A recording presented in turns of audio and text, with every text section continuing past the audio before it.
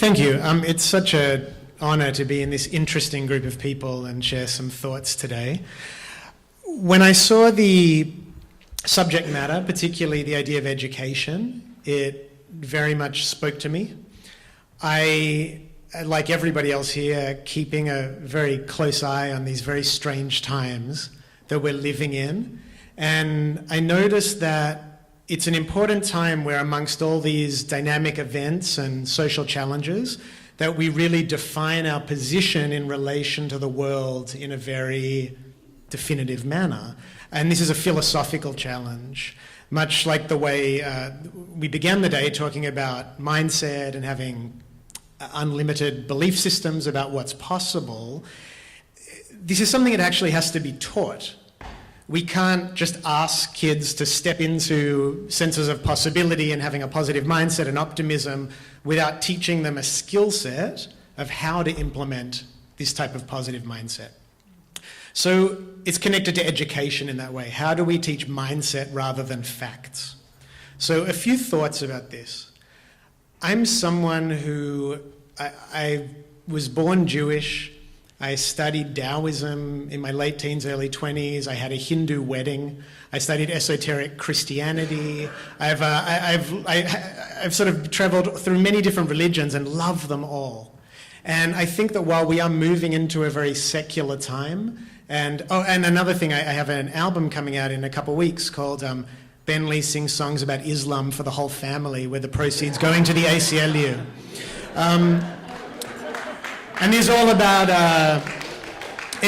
the positive lessons and beautiful principles that I've personally seen in the Islamic religion and really trying to create an understanding of that. So one of the problems we have as we move into this postmodern age is that the idea of truth and falsehood have completely disappeared. Everything's relative. It's like, oh, roads lead to Rome, that's their truth, that's your truth. But as we've witnessed the last few weeks in the political landscape, there are facts and there are alternative facts. There are facts and there's falsehood, right?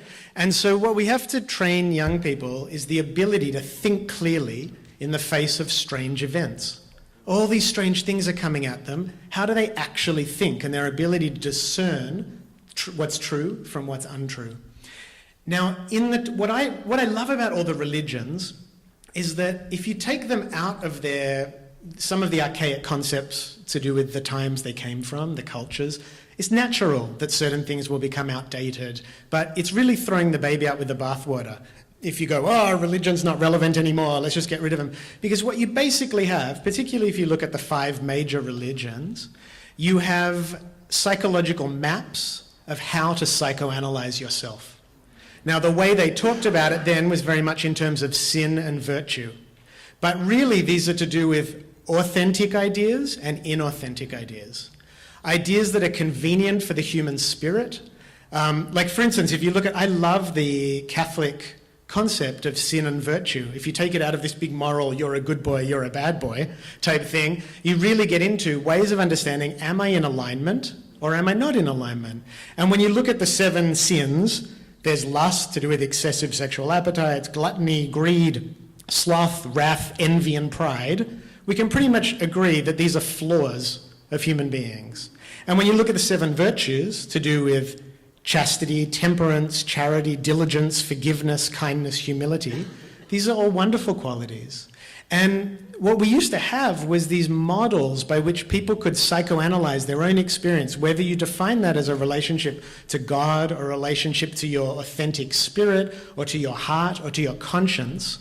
Young people were taught in these other times to analyze their own minds and analyze their own behavior, whereas now we live in a very reflexive, it's a time where everyone just acts and they don't take a moment to think. So I think that it's interesting what's happening with meditation coming into schools and stuff, but relaxing is not enough. We actually have to learn how to analyze ourselves, how to understand the importance of our dreams, how to understand, a lot of it has been, I've noticed being a parent, my daughter would have these kind of anxieties before bed, where she would sense these horrifying characters coming out of the darkness and coming to her.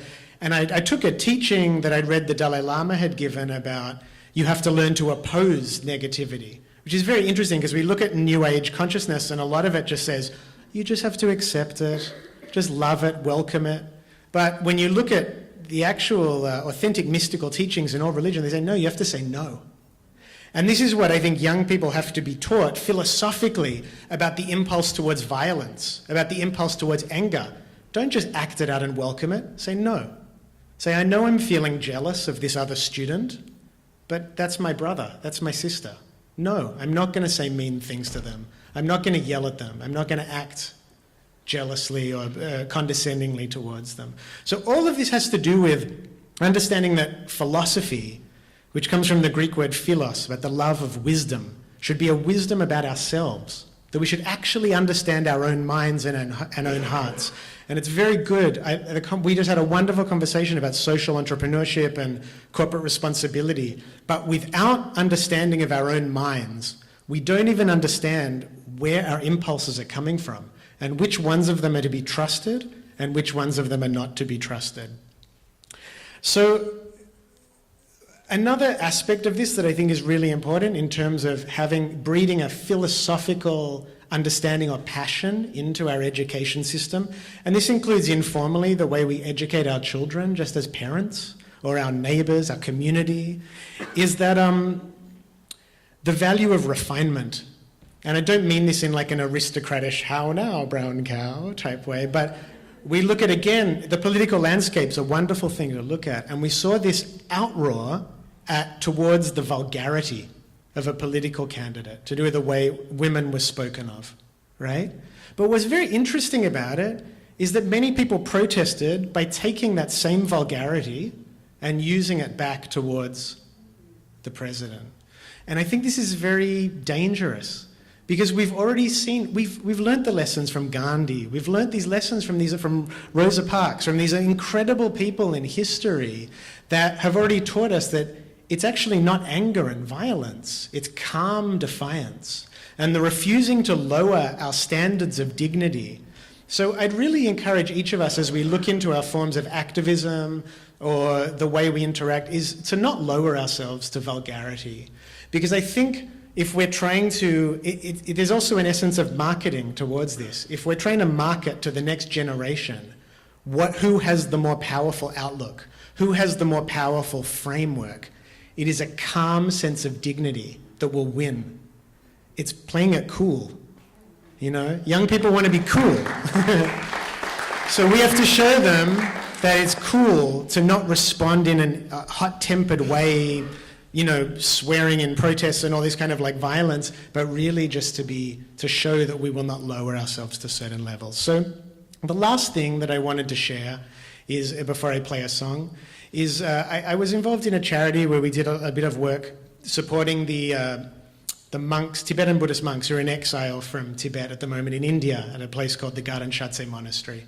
And they have a whole set of very interesting challenges because of the Chinese one-child policy that's been brought into Tibet. They, families used to have 5 or 6 kids in Tibet. They'd all send one to the monasteries and you got this vibrant philosophical culture. Whereas if you have 1 kid, you don't send them to monasteries. So anyway, it's one of these challenges in the modern world where there's a dwindling philosophic appreciation. So one of the things I loved working with a Tibetan Buddhist is these guys, they meditate on their own mortality so much of the day. They actually have meditations where they envisage their bodies being eaten by maggots. But they're a very cheery bunch. They really are. And it's something, the stereotype is true of the laughing Buddha. When you meet Tibetan monks, they're very happy. And they've undergone a lot of terrible stresses and injustices, but they're happy.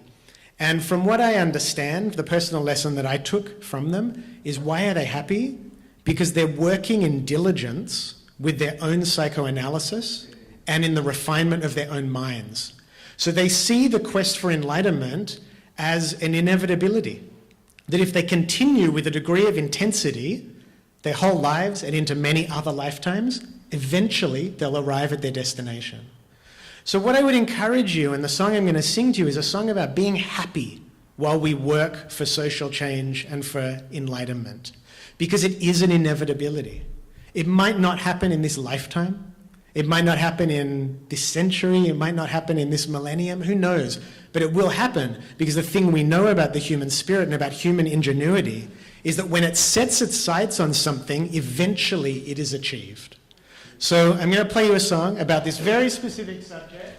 And this song is, like all my music, is really just about taking some of these more complex philosophic ideas and turning them into children's songs.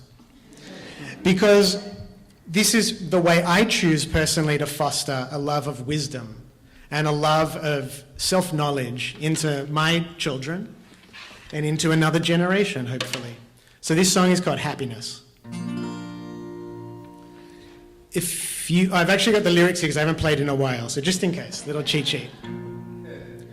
If you want to fix a problem, then you gotta be happy. Being happy is the only way out of a mess. If you want to fix a problem, you gotta be happy, cause happiness creates happiness. If you want to paint a picture, then you gotta pick a color. To begin, you pick a color the eye likes best. If you want to paint a picture, you gotta be happy, cause happiness creates happiness. And oh, everybody I know is trying to make their way home, but they've forgotten the address. They can't find happiness. You want to find a reason, now a reason to be happy. How about the reason you're about to take a breath? If you're waiting for a reason, you might never be happy, cause happiness creates happiness. If you're cooking a spaghetti and it gets a little messy, you're never gonna fix it if you get too stressed. If you're cooking a spaghetti, you gotta be happy, cause happiness creates happiness. And oh, everybody I know is trying to make their way home, but they've forgotten the address. They can't find happiness. Ooh, ooh, ooh, ooh.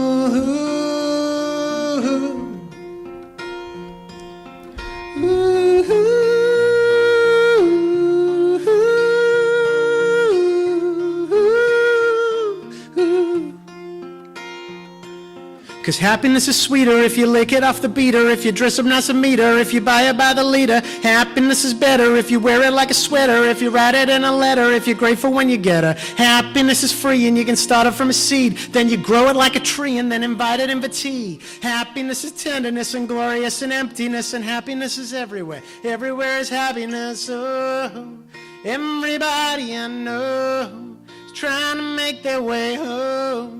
They've forgotten the address. If you want to fix the planet, then you gotta understand it. You can get a little sad, but don't get depressed. If you want to fix the planet, you gotta be happy, cause happiness creates happiness. If you want to fix a problem, then you gotta be happy. Being happy is the only way out of a mess. If you want to fix a problem, you gotta be happy, cause happiness creates happiness. Happy. I think I'm ready to be happy.